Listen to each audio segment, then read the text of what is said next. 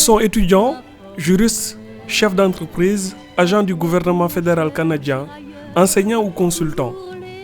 Sénégalais ou Canadiens de fraîche date, ils ont choisi de travailler dans leur pays d'adoption après leurs études.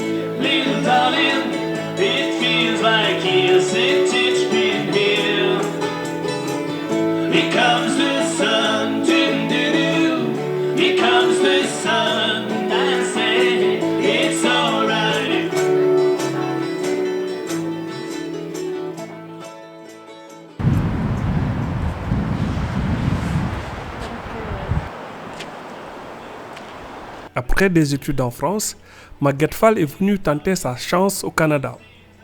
Et a monté son propre business. Elle est aujourd'hui à la tête d'une entreprise florissante. Après mon baccalauréat au Sénégal, je suis allée faire une formation en transport et logistique à l'institution Sainte-Jeanne d'Arc. Et après ça, je suis allée en France pour faire une maîtrise toujours dans le domaine. À l'université du Havre. Après, je suis allée à l'université de la Sorbonne, Paris 4, pour faire mon DESS dans le transport. Ensuite, j'ai travaillé dans mon domaine, toujours en France. Après, je suis allée en Angleterre pour travailler aussi dans mon domaine. Et j'ai voulu, après ça, relever d'autres défis, et ce qui m'a amenée au Canada. Ce qui m'a conduit à le faire, c'est que c'est un rêve que j'avais depuis les années 2000, en 2000. Plus précisément.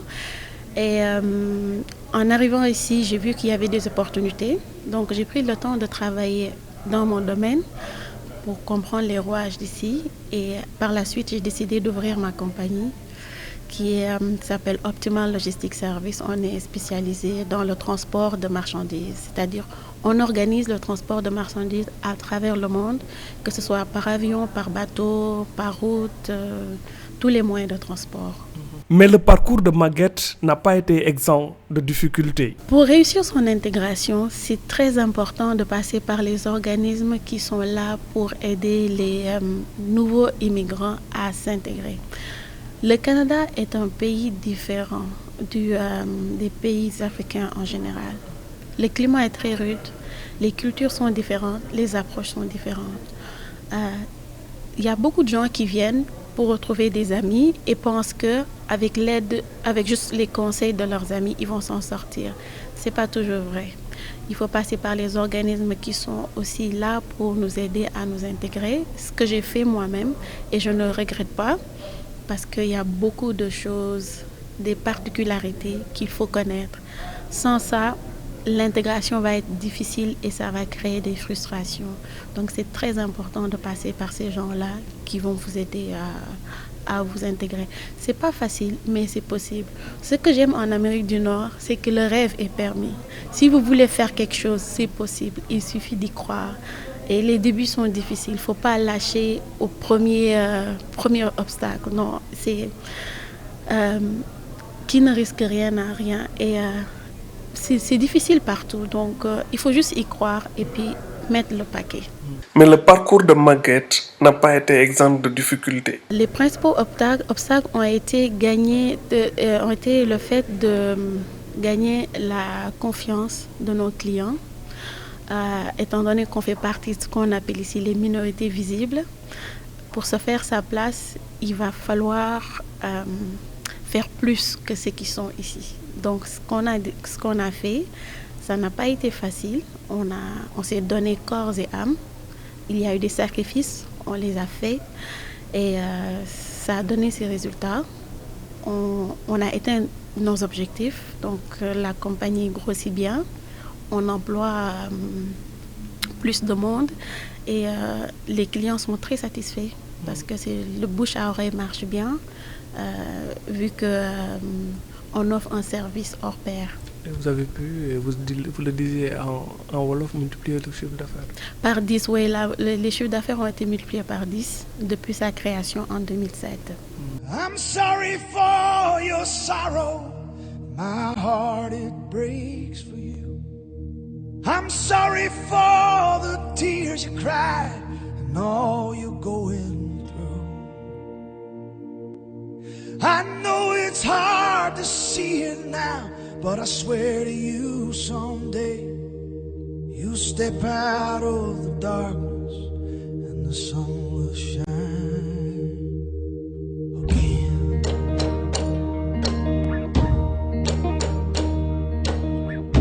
Nimana bayam nimana, nimana bayset nimana, nimana bayoni nam falanya, nimana baykhar, yakanila binabah, nimana bine yakar, tainani masajala, wanu madakanina, sumukhon lana, nimana bine yakar, tainani masajala. This is my message. This is my message to you. This is my message. Can you hear? This is my message. This is my message to you. This is my message. How can I help? Rougiatou Dia a aussi bien réussi son intégration au Canada. Cet ingénieur formé à l'ENSA de Thiès est devenu agent fédéral du gouvernement canadien chargé du contrôle des aliments. À force de persévérance et d'abnégation, elle a donné un coup de pouce au destin. Dès que je suis venue, j'ai cherché l'admission à l'université Laval. Je suis arrivée le 15 octobre 2004. Je suis arrivée enceinte déjà. Et puis là, je suis restée 2 semaines à la maison et puis là, j'ai commencé à m'ennuyer. Et j'ai dit à mon mari, non, là, il faut que je cherche quelque chose, je trouve quelque chose. Il me dit, mais les inscriptions, tu les as fait, mais les cours, ça commence en janvier. J'ai dit, ok, mais je peux plus rester à la maison sans rien faire. Ce n'est pas de mon genre, en fait. Et là, il me dit, ok, qu'est-ce que tu peux faire? Je dis, je veux du travail. Il me dit, travail, qu'est-ce que tu peux faire ici? Tu n'as pas d'expérience ici, tu ne connais rien d'ici. J'ai dit, ok, je vais apprendre. Et là, il m'a fait un petit CV. Tu sais, ici, en fait, ce qui compte, ce n'est pas le diplôme, c'est qu'est-ce que tu sais faire. C'est quoi ton expérience? Qu'est-ce que tu as apporté? Et là, il m'a créé un petit CV. Et là, je suis allée. En passant chez Métro, j'ai vu l'annonce. On cherche des caissières. Là, je suis allée frapper au bureau du gestionnaire. J'ai demandé c'est qui d'abord. Il me l'a montré. Et puis là, je suis venue, je lui présente mon CV pour lui dire, monsieur, je veux du travail. Donc même la manière innocente, je me suis présentée, il sait que celle-là, elle vient de loin. Et c'est une dame qui veut vraiment du travail. Et là, il me regarde, il me dit, vous voulez du travail? Vous venez d'où? Je viens du Sénégal.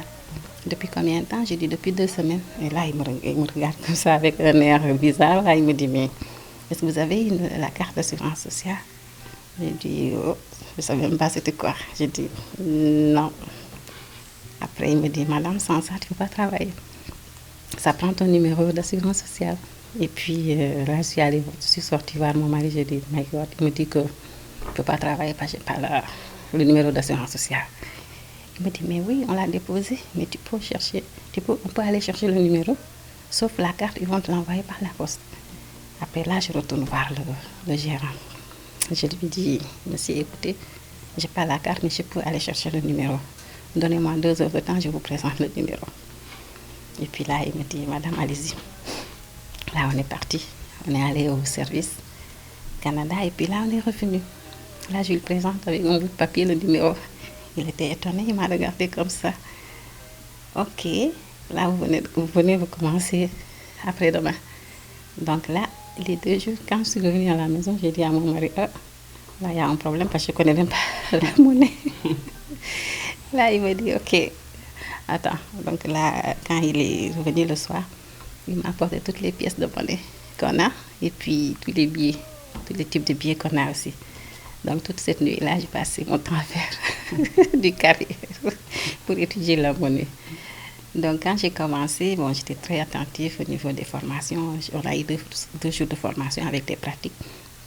Là, j'ai réussi vraiment le coup.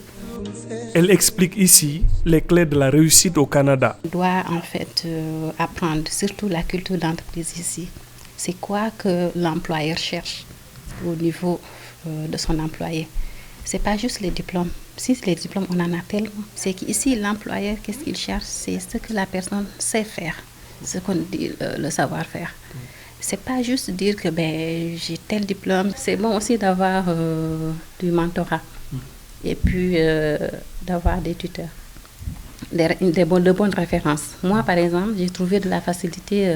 Mon premier emploi ici, c'est parce qu'il y avait un Sénégalais qui travaillait là-bas et puis qui était très bien réputé, que je respecte beaucoup. Donc, je le prends comme mentor. C'est un certain Youssoufa Diaw. Pourquoi? Parce qu'il était bien respecté dans cet établissement. Donc, n'importe quel CV qu'il présente, l'employeur le voit à travers ce personnage-là. Donc, ça aussi, c'est très important de montrer une bonne image de notre pays. Même loin de leur pays natal, les Sénégalais du Québec s'intéressent de très près au Sénégal. Au point qu'un groupe d'amis a créé un portail d'information qui a pour ambition de concurrencer les sites de référence dans le domaine. L'idée nous est venue du constat qu'on a fait qu'au Canada, c'est un grenier d'intellectuels. Donc des gens avec des compétences avérées, de grandes qualifications et un niveau académique considérable. On s'est dit qu'il fallait leur donner un espace où ils pourraient s'exprimer. Donc l'idée est partie de là. Et donc on a créé ce site internet qui est un site d'information générale sur le Sénégal, mais si vous allez visiter, vous allez voir qu'il y a quand même une certaine singularité du site dans le fait qu'on a plusieurs rubriques, dont une de ces rubriques s'appelle le Fenêtre sur le Québec, donc qui s'adresse beaucoup plus à la communauté ici, ses réalisations. Toutefois, pays connu pour sa grande tolérance, le Canada est traversé depuis quelque temps par des crispations identitaires qui relancent le débat sur l'intégration. Ainsi, un projet de loi appelé Charte des valeurs, portant entre autres sur l'interdiction des signes religieux ostentatoires, considérés par certains musulmans comme discriminatoires, a créé un vif débat. Juriste d'affaires et femme voilée, Aminata Ndiaye a son avis sur la question. C'est un débat qui a été instauré par l'actuel gouvernement au pouvoir, le gouvernement marois. Et je pourrais dire que ça ne divise pas juste les Sénégalais qui sont ici, mais ça divise même la population québécoise. Donc il y a carrément des Québécois ou Québécoises qui sont pour la charte. Donc aucun signe religieux, l'État doit être laïque, on ne veut de personne qui soit voilée avec une kippa ou peu importe. Mais d'un autre côté, il y a des gens qui disent, écoutez, c'est leur choix, c'est leur liberté de religion.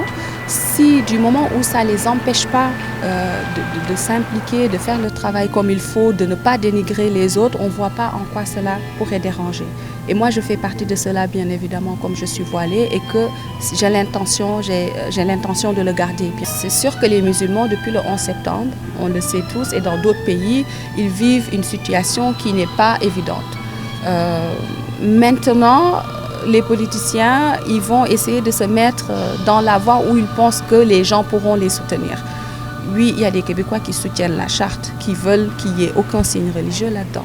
Mais il y a aussi la peur du musulman, il y a aussi l'ignorance, il y a aussi l'incompréhension. Et ça, c'est tous les musulmans qui doivent se tenir debout pour combattre contre ça. Parce que c'est certain que depuis le 11 septembre, il y a de l'extrémisme qui est là. Les gens pensent que tout ce qui est voilé, tous les musulmans, on parle beaucoup des musulmans, il y a les juifs aussi, mais bon, je suis musulmane, donc je suis plus à l'aise avec ça. Ils pensent que tous les musulmans sont des extrémistes. Ce n'est pas le cas. Cadre à Hydro-Québec, Mbaye Coulibaly fait partie des Sénégalais les mieux établis au Canada. Pourtant, cet homme revient de loin. Sa vie a basculé en 2005 lorsque ce brillant informaticien, proche de l'ancien Premier ministre Idrissa Seck, a été arrêté dans le cadre de l'enquête sur les chantiers de Thiès. Pour la première fois depuis cet épisode malheureux, il se confie. Je suis revenu au Canada en 2007, après les élections présidentielles où Idrissa est arrivé deuxième derrière le président Wade. Donc ça, je suis revenu tout simplement parce que le Canada est le milieu où j'ai grandi professionnellement. Je suis certes pas au Sénégal, mais mangi ligué avec l'ambition de toujours servir mon pays. Alors il est évident que ça nous a tous pris de court lorsque Idrissa Seck a été arrêté. Et je pense que les périodes les plus difficiles ont été celles qui correspondaient à son incarcération et que pendant lesquelles nous tous on a été mobilisés pour d'abord compatir et essayer d'apporter notre soutien, chacun de la meilleure façon qu'il pouvait. Je pense que tout le monde sait que c'était une histoire politique mais pour moi l'enseignement que j'en tire, ça devait arriver. Ça devait arriver et c'était utile peut-être pour nous préparer, pour nous faire comprendre que c'était pas l'exercice du pouvoir n'était pas une chose banale et légère et qu'il fallait s'y préparer, et ce qui nous est arrivé nous a permis d'en tirer les leçons et de grandir là-dessus et de pouvoir anticiper sur le futur. Ces immigrés au Canada ont un profil différent de celui des Sénégalais vivant en Europe ou aux États-Unis. Une réalité qui facilite la tâche aux représentants de l'État du Sénégal. Je peux me féliciter d'avoir une population, une juridiction composée de Sénégalais instruits. C'est comme ça que je les appelle, parce que la plupart, à 80%, ils sont pratiquement tous instruits et la plupart sont des étudiants. Ils sont à peu près 10 000, mais pour la plupart, ce sont des étudiants ou alors des Sénégalais qui ont fait leur étude et qui ont préféré rester. Donc véritablement, cela, c'est un plus, parce que nous ne connaissons pas les problèmes que connaissent d'autres pays où il y a cette immigration, je dirais entre guillemets, plus ou moins informelle. Donc ceci, c'est quelque chose de positif et ça rend un peu plus aisé notre travail par rapport à la communauté. Les étudiants, qui constituent l'essentiel de la population sénégalaise au Canada, s'organisent pour faire face aux difficultés liées à la cherté de la vie. Donc nous on est là, on essaie de s'organiser un peu pour essayer de soutenir les étudiants qui sont là avec certains problèmes, parce que les étudiants ici, ils sont confrontés à plusieurs difficultés. Des étudiants qui ont des problèmes de logement, on essaie de les aider, parce que le poids économique ici, il se fait sentir. La vie coûte excessivement cher au Canada, on ne se le cache pas. On a commencé à confectionner un livret qui va expliquer de long à large comment se passent les études ici au Canada, parce qu'on a un système complètement différent de celui de l'Europe. Donc les Sénégalais ont tout le temps à l'esprit ce système européen, mais il est complètement différent. Donc, on est en train de travailler sur ce livret pour essayer d'expliquer un peu plus qu'est-ce qui se fait ici sur le plan des études et aussi sur le plan des difficultés et sur le plan de l'organisation générale. Donc on est en train de travailler dans ce projet-là avec la direction des bourses étrangères pour donner plus d'informations aux étudiants sénégalais qui veulent venir s'installer ici. Parce que le problème majeur aussi qui se pose la plupart du temps, c'est un problème d'information. Les gens, ils envoient leurs enfants sans pour autant savoir quelles sont les réalités qu'il y a ici. Le seul problème qui demeure, hormis bien sûr la rudesse du climat, qui fait qu'il faut vraiment être bien nanti quelque part pour venir ici et faire ses études dans les meilleures conditions possibles, il y a le fait que ça coûte très cher. Et la plupart des étudiants qui viennent ici ne mesurent pas, même les parents, ne mesurent pas les coûts des études ici. Ils viennent avec les promesses de bourse, qui la plupart du temps ce sont des aides ou des exonérations. Et qui dit exonération, c'est par rapport à un total. Donc on vous exonère par rapport à un total, mais ça ne couvre pas l'ensemble de vos besoins. Pour l'ambassadeur du Sénégal, les parents d'étudiants désireux d'envoyer leurs enfants étudier au Canada, considérés souvent à tort comme un Eldorado, gagneraient à mieux se renseigner sur les réalités de ce pays. La plupart du temps, ils s'imaginent que l'ambassade du Sénégal gère ces bourses. Nous ne sommes que la boîte aux lettres ou le courroie de transmission. Quand nous avons un nombre de bourses ici, nous les transmettons au niveau de l'enseignement de l'enseignement supérieur, du ministre de l'enseignement supérieur.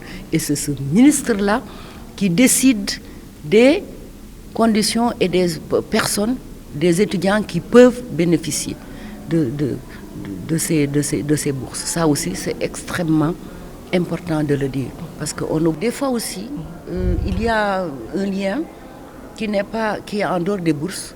Mais par exemple, pour un enfant qui vient ici, qui reste 2-3 ans, et qui voit par exemple son passeport expirer.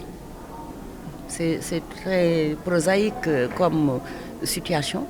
Et ce qui se passe, comme nous n'avons pas de consulat en tant que tel, pour proroger les passeports numériques, ça pose problème. Moi, la chance que j'ai eue, c'est que dès que je suis arrivée, 2 mois après, j'ai bénéficié d'une mission. Il faut que la mission vienne de Dakar ou de New York. Et ce n'est pas évident. Et des fois, la prorogation du passeport est liée à la prorogation, à l'inscription de l'enfant. Et c'est des situations dramatiques. La solution que nous avons trouvée, c'est de faire des attestations, de dire que l'enfant inscrivait l'étudiant. Nous attestons que nous n'avons pas la possibilité de proroger ce passeport et que dès que ce sera possible, il le fera. Mais ça, c'est des solutions à court terme. En plus de la cherté de la vie, les étudiants ont des problèmes pour se faire établir des documents administratifs, comme les passeports. On n'a pas un bureau de passeport ici au Canada et ça cause beaucoup de problèmes aux étudiants qui doivent renouveler leur statut régulièrement par rapport à leurs études. Donc ça, c'est un problème qui est vraiment récurrent. On en a parlé avec l'ambassadeur du Sénégal ici au Canada. Donc j'espère que ce problème-là sera vraiment entendu parce que ça cause beaucoup de difficultés aux étudiants principalement et aussi à la communauté sénégalaise qui se trouve ici. Il se pose un problème d'intégration quand les étudiants arrivent ici. Et à un autre niveau, on essaie de s'organiser et d'aider un peu cette nouvelle vague qui arrive à s'orienter pour pouvoir mieux réussir les études. Donc c'est très important que sur ce volet, que le gouvernement du Sénégal soutienne ces associations qui s'organisent, qui font un peu aussi le travail de l'ambassade pour aider ces étudiants à réussir dans leurs études. La plupart du temps, les étudiants ils viennent par leurs propres moyens, mais ça n'empêche qu'il y a toujours des problèmes. Et je pense qu'en société organisée, il est de notre devoir d'aider ces étudiants qui sont en difficulté. Quand un parent, et c'est l'occasion d'un appel que je lance aux parents, que quand ils prennent sur eux d'envoyer leur enfant ici, il faut qu'ils se disent que d'abord, pour que l'enfant puisse vivre correctement dans un milieu hostile du fait de son climat, il lui faut les moyens. Et que les exonérations et les bourses en général qui sont octroyées ne sont pas en général suffisantes. Et il faut une compensation et qu'il le mesure. Des fois, l'enfant est obligé d'interrompre à un moment donné ou à un autre ses études pour pouvoir travailler, pour compenser ce gap. Et c'est difficile.